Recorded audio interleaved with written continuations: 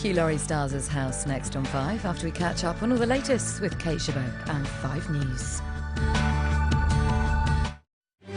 On 5 News, the increasing toll of Britain's drug abuse, hospital admissions double over a decade.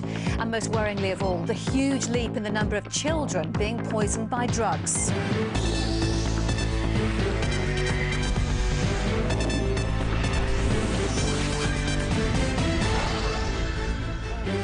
Also on the programme, back on track, Team GB cyclists get gold and set a new world record.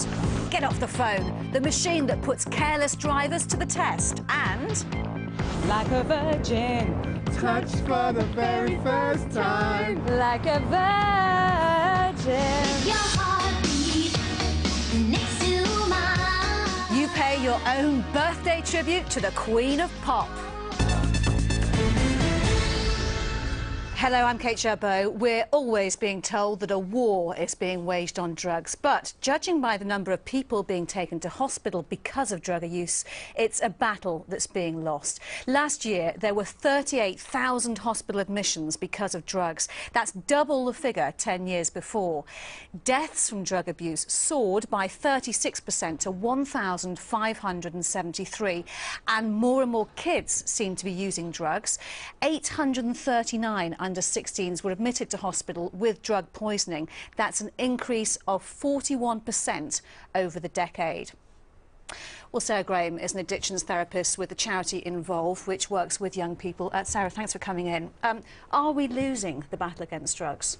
I think talking about a war isn't particularly helpful. Those statistics are obviously very worrying and we need to sit up and take notice of them. But the reality is that the drug that takes most young people into hospital is alcohol, by far.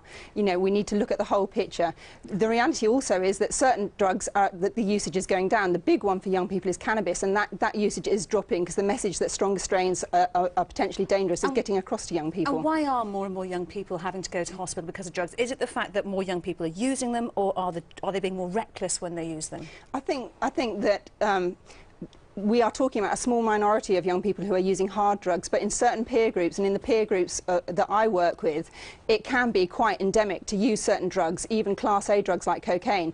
You know, I'm definitely seeing a big increase in the number of young people coming into the service I work at for In-volve in Surrey with serious cocaine issues.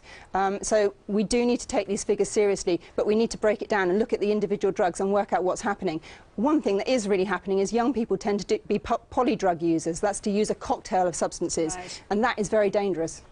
What about another thing that's come out from these figures is the fact that young people perhaps are not being caught soon enough. Is there a problem in getting to the young people who might develop problems and then end up in hospital? Definitely. I mean, the thing is, the vast majority of people who are using drugs, even in a dangerous way, aren't coming into services and aren't being identified because most people are in denial if they've got a problem. And, you know, some young people may need treatment, but the services may not be available, and some of the services aren't user-friendly for young people. You know, the charity I work for, we make sure that the service is very user-friendly. We've got a service in Birmingham where young people are actually designing the service, and you have to kind of work with young people on their level, not just use the adult model and expect young people to flock in. They're not going to. All right, Sarah Graham from In-volve, thank you very much for your time. At the Olympics, the American swimmer Michael Phelps has won yet another gold medal.